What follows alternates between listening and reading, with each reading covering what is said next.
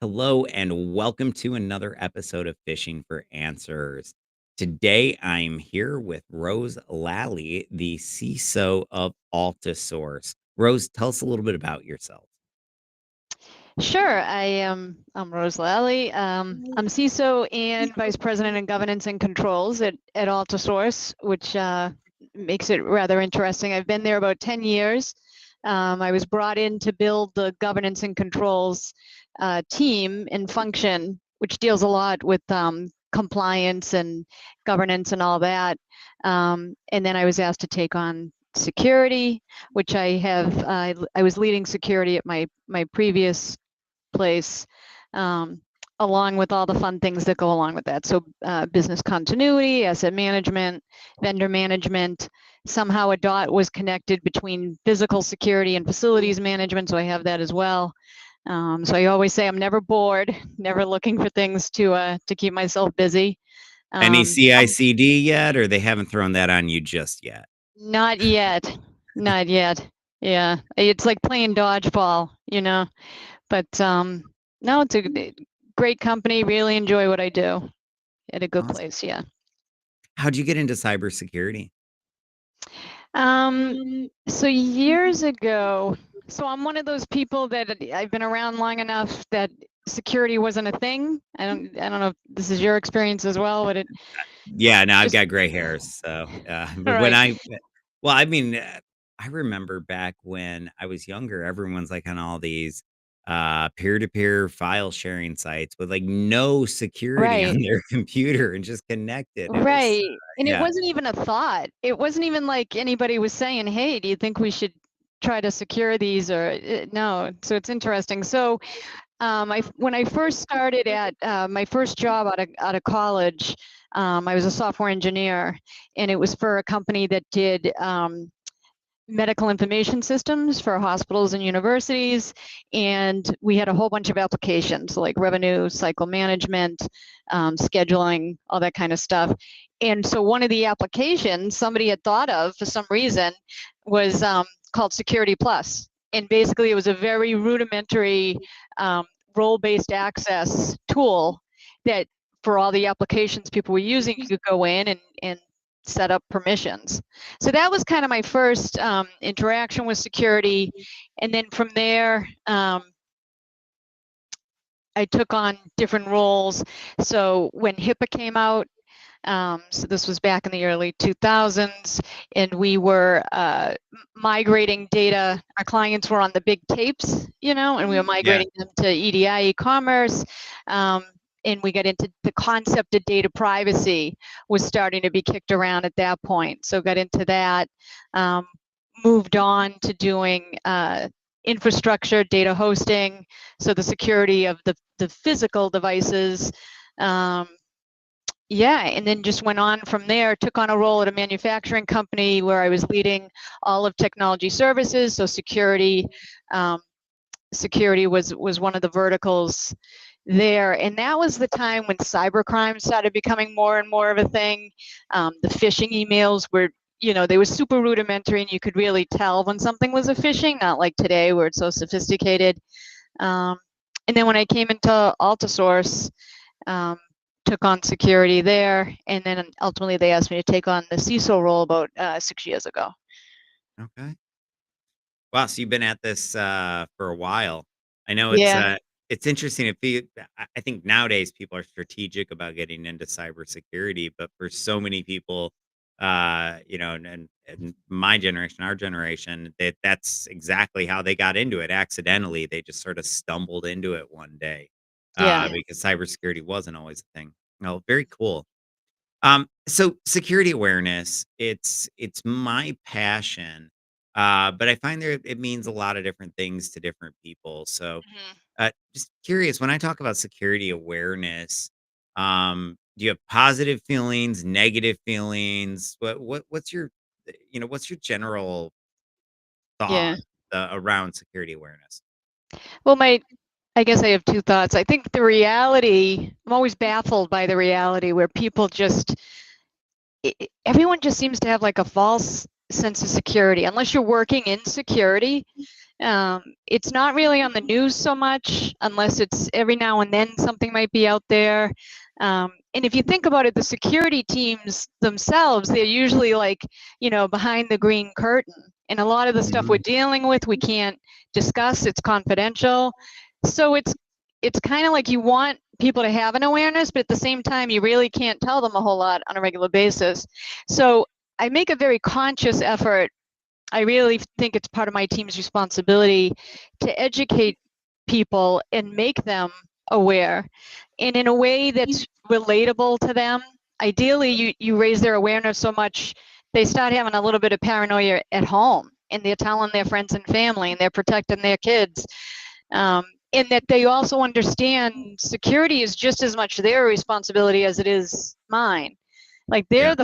they're the front line. They're going to be much more effective in the day to day helping to defend the company than I'm going to do. I'm always going to be in a reactionary position.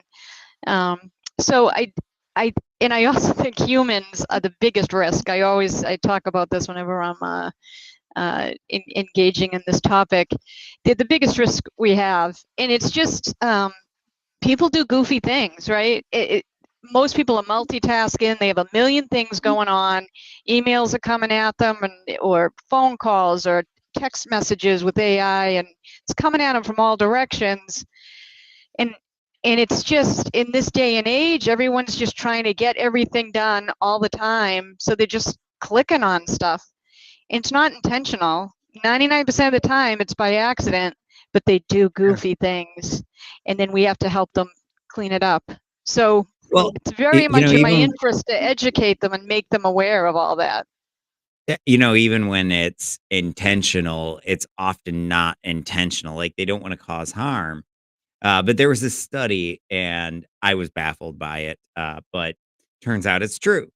So this university out of South Florida found that there's this certain percentage of people in every workforce, and it varies, but in every workforce, that if they get a suspicious email to their personal address and they Hmm. really want to open it because they're convinced they might have won the lottery or whatever it happens to be, Hmm. that they'll actually forward that email to their work email and Yeah, open it there because they think it's so secure that they couldn't possibly get that computer infected. right. Um, so I mean, the false sense of security, absolutely, because they wouldn't be doing that if they knew the realities of just how quickly they could get the company infected. Yeah. Yeah, that's interesting. I had a case once where somebody had, and again, it's just baffling the things that humans do. He had put together a spreadsheet with all his usernames and passwords in clear text. And then he had a tab for him, he had a tab for his mom, a tab for his kids.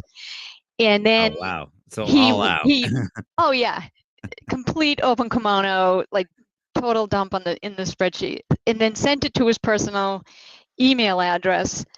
And so, for whatever reason, our tools didn't pick it up. We let it go out. And so we're trying to get a hold of him. And I'm telling him, you need to reset all your passwords. And why would you do this? And of course, his thick with irony answer was that, well, I had password protected the first time I did this, and I couldn't remember the password. So this time I just sent it to myself without the password. But he was saying to me, why did I allow this to go out of our network to his personal email address?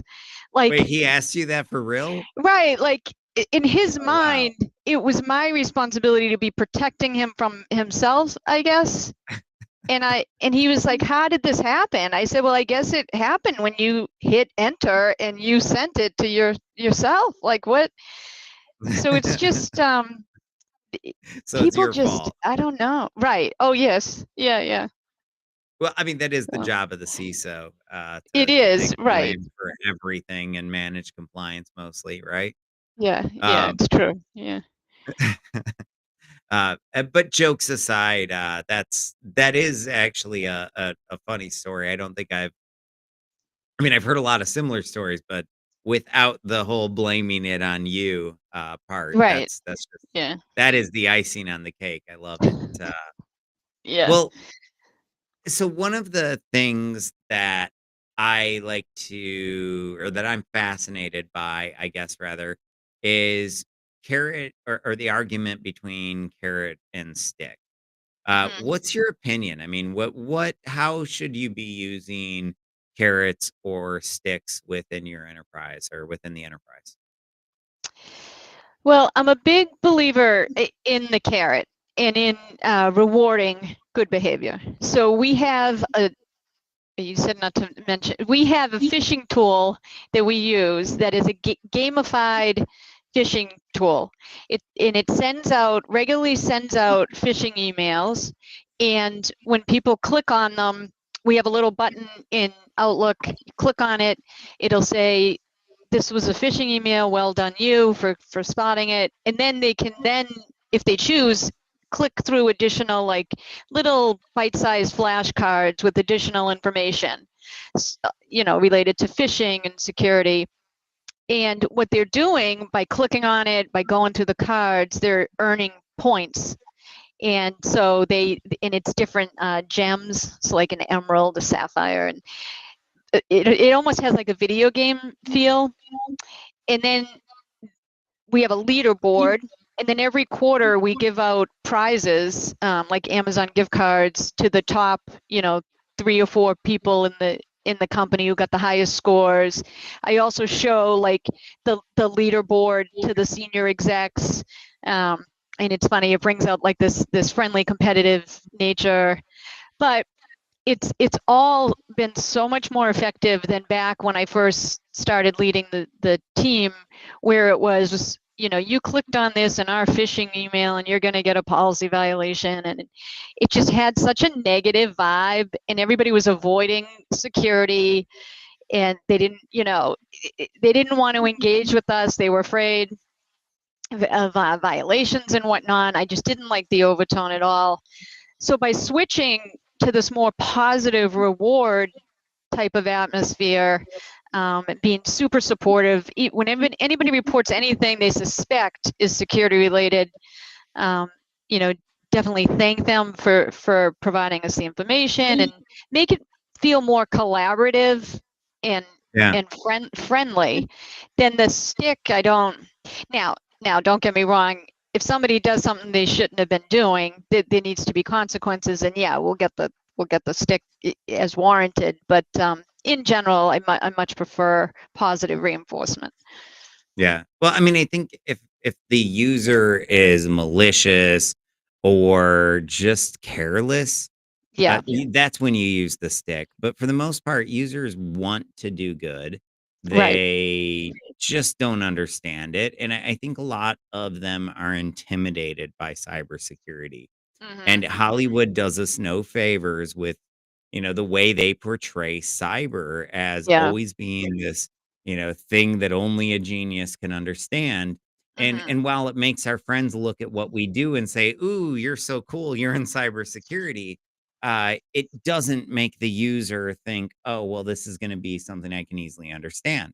No, they Right. think that this is very highly technical, complex stuff, when the reality is most of the time it's not technical at all. Yeah. It's Right. watch out for urgency, beware of your own biases that are gonna be used Mhm. against you. Right. Yeah. So, uh, what's your opinion of these programs that, are like 3 strikes and you're out? 'Cause I've seen multiple or many, many programs over the years still exist to this day, major companies that have that policy active. Yeah. I I always I always look at intent or negligence, depending on which way you look at it. But we have, I think, a pretty fair and unbiased way of approaching trying to get to root cause of what really happened here. Was it just human error? Um, has this human made this error multiple times? What is the problem? We try to help people, but the, I don't know.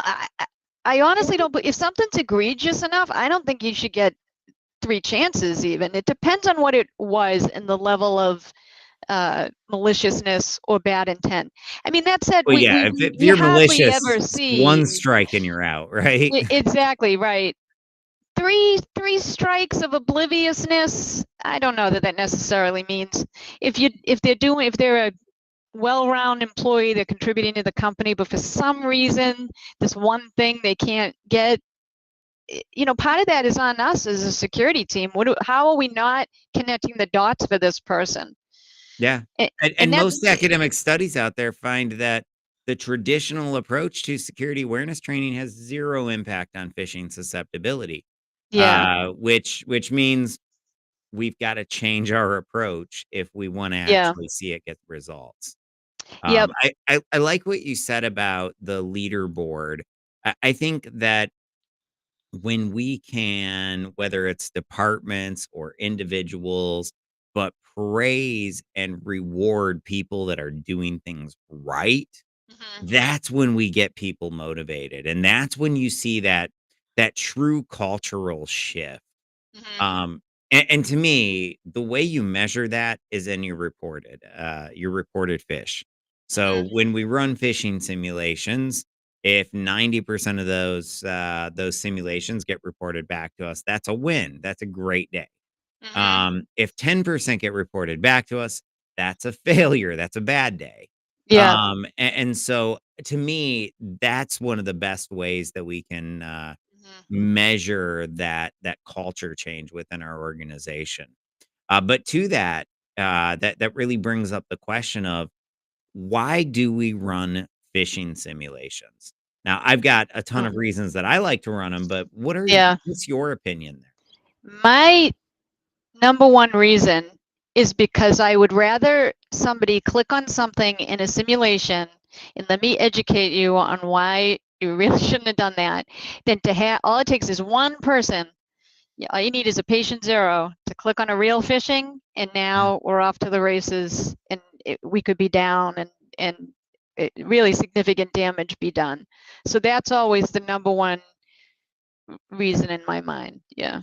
yeah. Well, I read somewhere that when somebody goes through a phishing simulation and there's immediate just-in-time training, hmm that person is over 70% less likely to fall for that same type of fish in the future. hmm What that means is that when you capture a click, you are preventing, potentially or almost definitely preventing a potential malicious click down the road. And so to me, I agree. I think we do it to capture the click, but I also feel like it's the way we plant human virus definitions. And if we run a hmm simulation and you learn really, really well how urgency is going to be used against you, well, you're going to start to be hmm suspicious anytime you see urgency anywhere. And you might go Yeah. home and your significant other starts rushing you to go to dinner, and you're like, nope, it's a scam.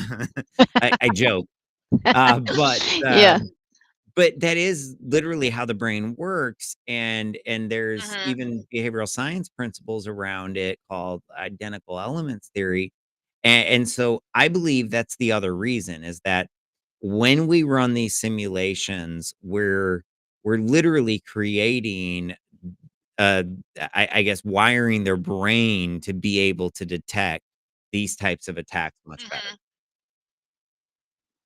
Yes. Yeah. And sometimes what I like to do too, so we you get to see who your frequent flyers are, right? With who's clicking on Flyers. stuff. And then sometimes what I like to do is to see, okay, how far would these people go? And so we put in, okay, what's your credentials? And then I want to see how much, and then we then either give them additional training, or sometimes if it's enough people on one team, sometimes you see it like clustered together. I'll put together like a tailored training for them. And I bring in like real emails we've gotten, or real phishing emails their team has seen and clicked on, and um, really try to drive it home. Because a lot of times, for some reason, people um, they don't think it's going to happen to them, or they might not even believe this is actually happening in behind the scenes. And so I like to show them specific examples and walk them through how far they got and all that. I um, think making it and that seems to help I think more. making it real is incredibly important. whenever something actually happens, using that to make Oh, people yeah. aware that, hey, it really is happening and it's happening not only to, people in the United States, but to people at this company, your peers. And here's an example of it. Right. That really does connect at home. Now, I actually am on a different of a different point of view when it comes to phishing simulations and really just you said you like to see how far they go. I'm actually very Mm, against gathering credentials as part of phishing for training, not as a pen test. Then of course you're gathering credentials or running malware or whatever. But when you're doing mhm, it for training, I'm really against it, and the reason has nothing to do with whether or not the user will type it in. That is good intelligence to mhm, have. It actually has to do with the way that the human brain works. And so at the moment the mm, user realizes a mistake, there's a chemical reaction happening in their brain, and new neural pathways are actually being formed. And if you provide mm, just in time training at the moment they realize that mistake, you're actually mhm, able to get much higher retention. So for that reason, mm. I'm against seeing if they'll type in their password, but only because you want them to immediately realize their mistake. 'Kay. But okay, so Alright, we'll have to think let's about move that. on. What are you Yeah, let's how do I word this? I have constantly lately been seeing what I call role-based attacks against my staff. And it's not necessarily super Yeah. sophisticated stuff, but my finance team gets hit with attacks that know Oh, they're in yeah. finance, often know who their Yeah. boss is, and I'm Mhm. seeing a lot of that. Are you seeing any of that? Yeah, yeah, for sure. And every chance I get, and the CFO, I tell you have a big bullseye on your back, and that whole team, really. But Yeah, yes, I don't know if it's LinkedIn. I don't know how they're getting all the roles. I blame LinkedIn. Um, It may not be entirely I, LinkedIn, but I fully blame yeah, LinkedIn. yeah, I don't know what that is. Um, so yeah, so every chance we get, we're sharing them out. We send a communication out. We make sure everybody's aware of it, and then we obviously take the internal measures to try to block all that. But we've done a lot of educating around, particularly like with AI and how they're using very targeted campaigns, even to the extent where they can, use a recording that's online. So if you think about these publicly traded companies that are doing their online, quarterly Yeah, results, AI could easily take those recordings and then put it together. It's in a text message. It's an email, and there's something about when people get an email that's from the CEO, CFO, they want to respond right yeah. away. Like doubt doubt and logic go out the window, and they're just doing whatever they need to do. So we're constantly trying to reinforce, hey, even if it comes, you got to just be super paranoid, hyper Well, and aware. I think it's helpful Um, for every CEO to occasionally remind their staff that they will not ask for gift cards. Um, I mean, it yeah. it sounds like something that shouldn't still happen, but to this day, most Mhm. of the CEO type, stuff that I see, or a large majority of it, is still gift card scams. Now I am starting to see a lot more invoice fraud. I don't know Mhm. if you've seen them. I like to call them the chain email fish, where they may either be with a compromised company or with a fake Mhm. company that they've set up that looks legit. But it's sort of those Mhm. 2 scenarios, and they'll have a conversation between you and them, just going back and forth, completely fabricated, completely fake. But in there, you're gonna be Yeah. like, "Yes, I would love to buy your product." And they're gonna say, "Okay, here's the invoice." And then you're gonna say, "Well, send it to this person." And then they forward that email to that person. Well, of course, it wasn't Mm. you ever replying or, I guess, responding to them, But what Yeah. happens is that because of this, it's this perfect spoof. It really is your email address. It's just it was never really sent or came from you. So I see a lot of those, and that's the Yeah. other way they're getting people is just, "Oh, well, you told me to get it paid, so I got it paid." Yeah, that's interesting. So luckily, at least here at Altisource, I own vendor management, and then with the governance and controls, I hope the number of controls we have in place would prevent somebody from just paying an invoice. Um, but yeah, the most interesting one I've seen yet is an email going back and forth with a customer, legitimate email, and we were making a large payment towards something, legitimate payment. All of a sudden, it got intercepted and it looked so super Mm, authentic. And they said, you know what? Instead of sending payment here, we actually need you to send this payment over here. yep. And it was just kind of like tucked in the middle, and then it kept going. And thankfully, the customer realized it. Now, the customer sent it to us and said, hey, you've been hacked. We're going to block you until you figure this out. Let us know when you've cleaned house over there. So I we like start it. They're looking my at it. hero, that customer. Well, we asked them for some logs, and I went back to them and I'm like, well, we're clean. It seems you've been hacked. Oh, You might want to we're gonna check your block logs you. yourself. Yeah, yeah. But that was almost unnerving, the way they just kind of snuck in there. And thankfully we have people keeping an eye. Actually, the issue was the way they were asking for payment would be non-compliant, and that set off other red flags. But everyone's just got to be on their toes and super hyper aware for Well, I everything, mean, you I know? I think really it's the low tech stuff that works for, like, let's say you did have a deep fake Right, attack. Well, it doesn't matter if they can get on there and do a fake Zoom call with your CEO and your CFO. If you've got good policy and procedure in place and everyone knows we go by this process every single time, no exceptions, right, no matter who in the company requests it, and you empower people and you make sure they know, listen, if I ask you to do it, it's a test. Don't tell me yes, you know? Uh, and you right. empower them to say no. That to me is how you deal with these. I see these technologies that can detect deep fakes. And I'm sure they can detect it right now, but I really don't buy that those technologies are gonna be useful for very long. You look at how quickly the AI generated video and pictures are, it's coming along very Mhm. quickly. So, in a few years, I don't think they Yeah, will be able to detect it. And that means we're inevitably coming back to policy and procedure anyway to deal with this problem. And right, training, and right. training. It's a big part of it. Yeah. Yes. I mean, social engineering alone is probably the biggest threat there is. If you look at a lot of the big security incidents over the last few years, it comes down to somebody like cyber stalking people that work somewhere, getting all the personal information they can off of all the social media platforms they're Mhm. on, and then just social engineering usernames and passwords out Yeah. of them.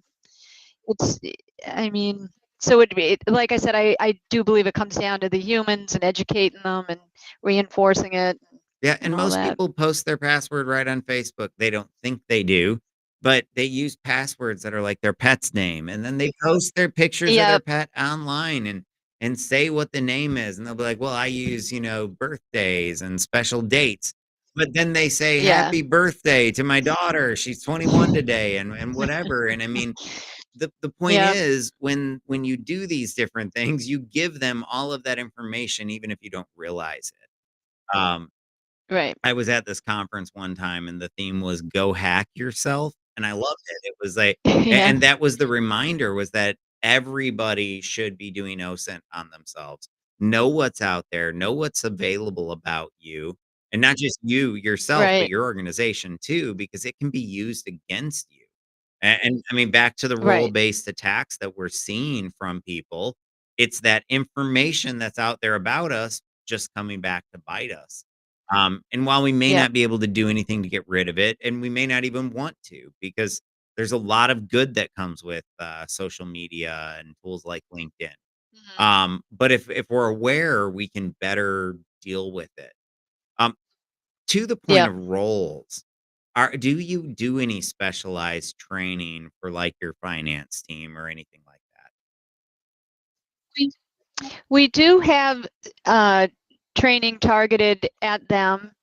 Um, we also have different training for technical people versus functional people. Um, what I try to do with most trainings is come at it and first get them to relate to it on a personal level, like in their home environment and on their home PC or their personal mobiles, um, and then think about it from your workplace. I'll meet with teams. If I'm going to meet with a team for whatever reason, I will specifically tailor it. I'll meet with the manager. Tell me what roles are on this team. What kind of access to what kind of data do they have?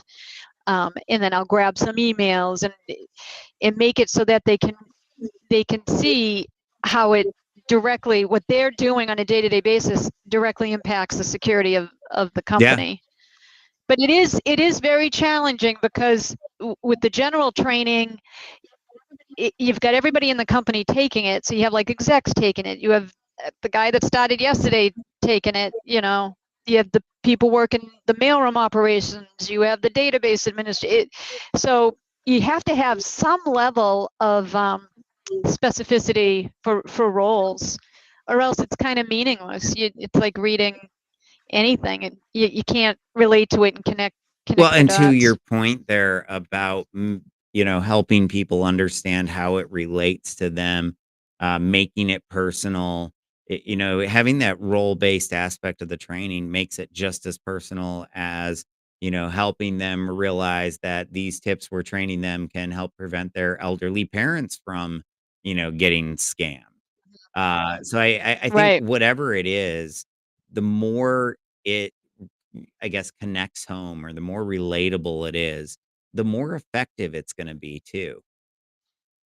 And Yeah. s Yeah, the other thing I like to do is talk about risk management in general, and I'll take them for like a virtual walk of their home and think about the risks they encounter every day that they've already put a compensating control in place, but they don't realize it.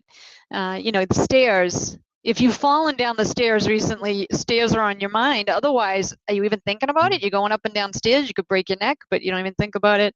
but you've got that So rail even there. and then from there, well, right. And then from there, okay, these are the risks you're dealing with at home. Let's talk about the risks at work. And then sometimes you can see like the light bulbs going off. But everybody's got their job to do. So an accountant's thinking about the accounting. Mhm. They're not worried about all the cybersecurity. But meanwhile, just one click by somebody distracted. You Yeah, know. yeah, and like you said, it Yeah. it doesn't even have to be you, it can be your vendor. I was able to go in and do this, docu-series where we talked to this group of people that had that exact thing happen. They were in a finance team. Well, most of them were finance, one was biz dev, but they had a vendor that was compromised. It was exactly like you described where and, there was really almost nothing to make them know or to help them realize that it was fraudulent other than the fact that they said, "I wanna change accounts."